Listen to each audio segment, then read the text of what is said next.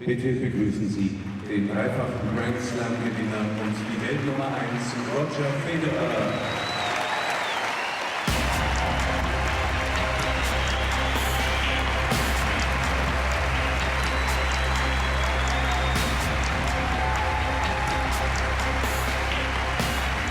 When I was 13 years old, I was a ball boy in Basel and dreamed of becoming a tennis champion myself. Suddenly I come back 10 years later and I'm #1 in the world in tennis. So it's no longer a dream, now it's my story.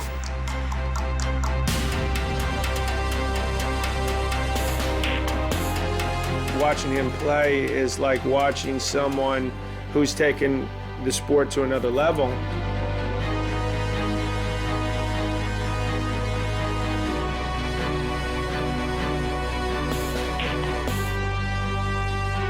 He'll be right at the very top in the history of our sport.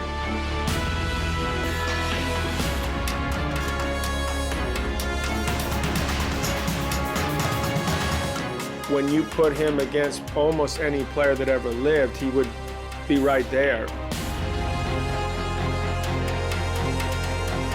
He has something special, something extra no one else has.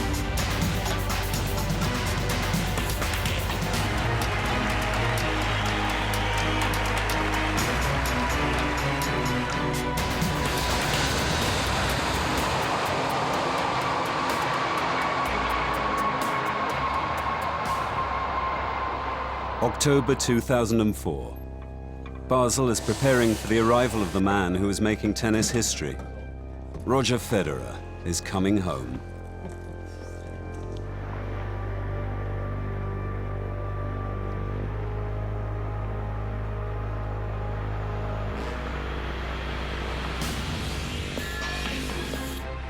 He's having a remarkable season, winning 10 tournaments, including 3 Grand Slams.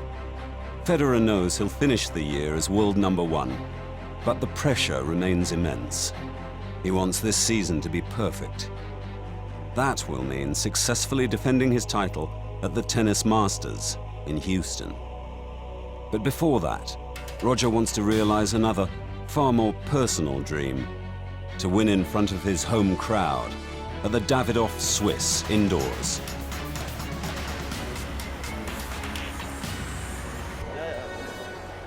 The focus is very big on me, of course, you know, everybody knowing my past, being a ball boy, knowing how much I love the tournament. Everybody hopes so much that I do well, you know, so there's a huge expectation.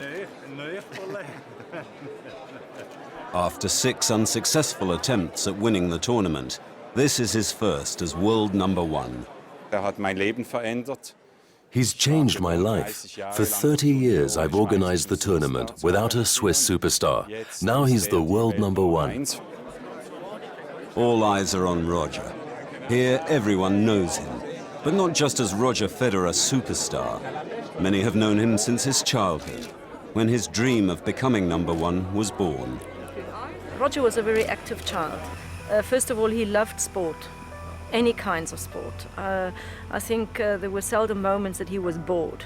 He always found something to keep himself busy. When I was sitting in the room with my friends, he was coming all the time, screaming around, or picked up the telephone when I was on the phone. He was really a little devil. I had the feeling my childhood was very normal. You know, I went to school, just did a lot of sports, you know, I played a lot of soccer, table tennis and squash and badminton, and those sports I would just do for fun. Little Roger was happy as long as he had a ball to play with. Tennis was the sport he loved above all. If there was no partner around for him, he went to the tennis wall. He was hitting there sometimes for hours. I think this also made him very hungry, be able to play when you want to, not when you have to. Being told what to do was something Roger didn't like at all. He had talent, and talent often goes hand in hand with great conviction. And Roger was not always convinced about some of the exercises he had to do. So he and his friend Marco Chiudinelli chose their own way of practicing. Our parents were not particularly happy. As a teenager, you don't realize that they pay for the lessons and that it's not very nice when you're messing around all the time. It's funny, actually, in the practice, Roger wasn't very competitive. He didn't mind when he lost in the practice to his opponents. In the match, he kind of switched on and played completely differently. Roger was always like that. Until I was 14, I never lost a match during practice. But I never won a real match. Andererseits auch nie ein richtiges Match gewonnen.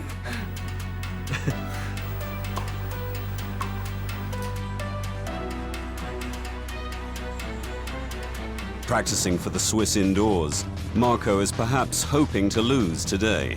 He's currently ranked number 138 in the world and has been given a wild card to play in the tournament. Marco could be facing Roger in a real match in the next couple of days.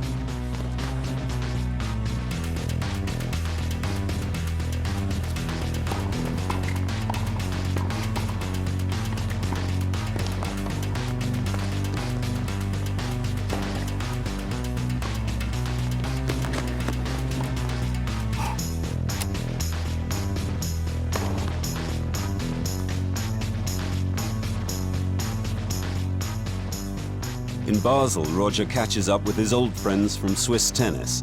They congratulate him on winning 3 Grand Slams and wish him luck for the Swiss indoors. Meanwhile, his rivals are just checking in.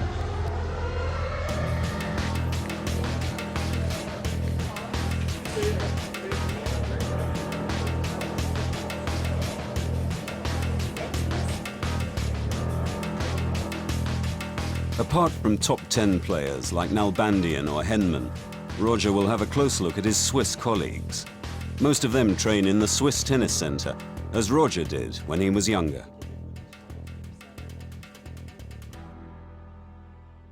At the age of 13, Roger decided to leave home and move to the French-speaking part of Switzerland to join the Swiss Tennis Center. The great advantage of the decision was that Roger took this all by himself. He was prepared to leave home. The consequences he only realized the moment he did leave home.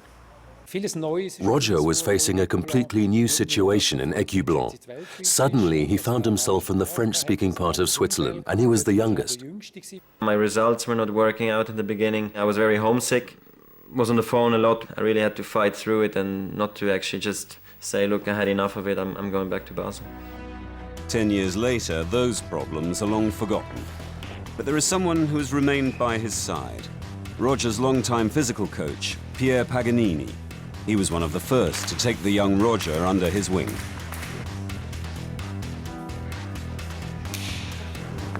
Since Federer has been playing all season without a coach, it's left to Paganini to prepare him for his hometown tournament.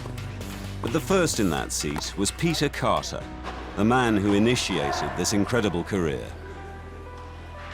When you're 13, 14, 15, you know, you learn so much from the person who travels with you. And I remember he was always a man with a lot of respect, and we had always a good time together.